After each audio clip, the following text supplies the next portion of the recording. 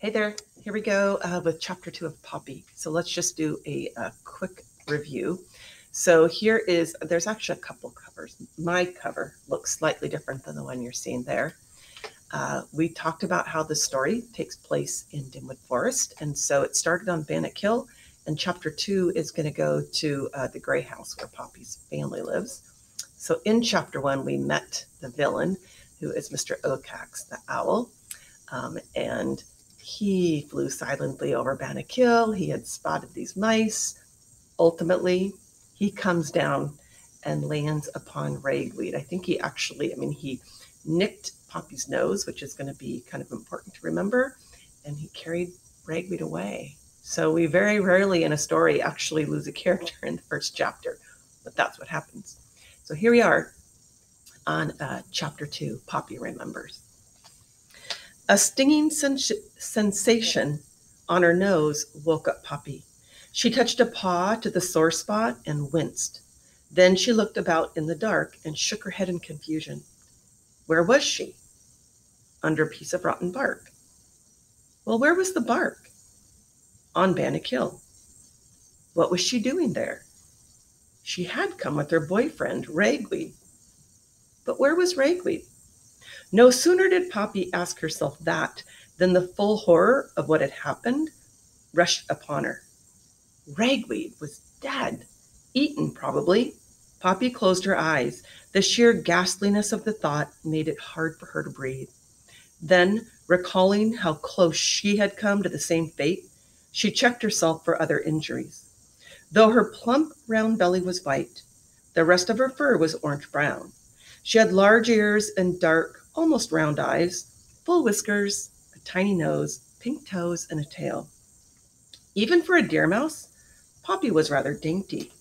Upon examination, everything, except the nose, seemed to be intact. She stole a look out from under the bark and considered her situation. She was on Bannock Hill, alone, and without permission. Oh, how she wished that she were home.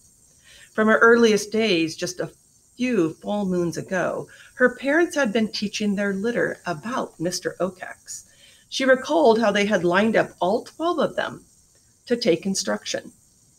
Mr. Okax has been around for ages, her father, Lungwort, lectured in his sternest voice. He was a rather stout fellow with elegantly curled whiskers and slightly protruding front teeth. His crowning glory was an ivory thimble he had found and which ever since he'd worn as a cap. Mr. Okax has been here longer than any mouse's living memory, Lungwort continued. The territory around Dimwood belongs to him. Mr. Okax is king. And he protects us, said Sweet Cicely, Lungwort's wife and Poppy's mother. That's the most important thing. Sweet Cicely was a small creature, even for a deer mouse, with soft, pale eyes and a nervous habit of flicking at her ears with her paws as if they were dusty. Protects us from what? Poppy remembered Ragweed asking. An outsider, he had taken to hanging around Poppy's family. He was always asking for answers. Why do deer mice live here and not there? Why do you folks eat this and not that? Why is your fur dark on top and white on the bottom when mine is golden? Why couldn't it be the other way around? Though these constant questions could be irritating, Poppy had to admit that she'd often wondered about the answers. Curiosity, however, was not something her parents encouraged. Poppy admired Ragweed's persistence. Mr. Okax protects us from creatures that eat us, Lungwort answered gravely. Raccoons, foxes, skunks, weasels, stoats. One by one, he displayed pictures of these animals. Most important, he protects us from porcupines, like this one. He held up a lurid portrait of a huge, black-nosed beast covered with gruesome spikes. Blood seemed to drip from his snarling mouth. The young mice gasped in dread. Porcupines are our particular enemies, Lungwort insisted. There is nothing porcupines won't do to catch mice. Well, what would they do with us then? Acorn, one of Poppy's sisters, asked in a trembling voice. First, they shoot their barbed quills into you, Lungwort said. Then they trample you, Sweet Cicely added. Finally, Lungwort concluded, they break you into little bits and gobble you up. Now it was terror that the young mice felt, all except Ragweed. Lungwort, Ragweed demanded, other than that picture, you ever seen a porcupine? A real one? Well, not precisely, Lungwort snapped, but let me tell you something, Ragweed. I'd be more than thrilled to get through my whole life without ever seeing one.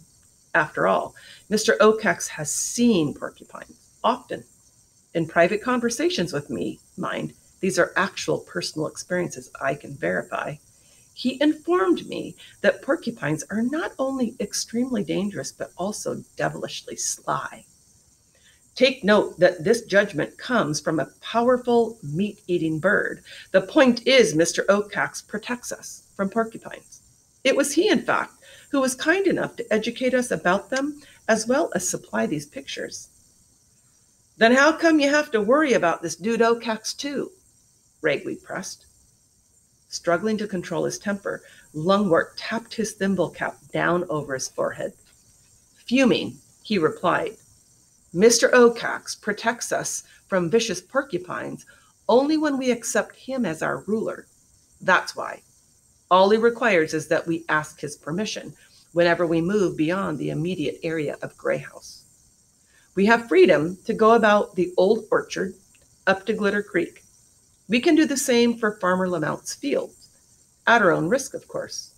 Life is full of danger. Go beyond, however, and we need to get Mr. Oacax's permission.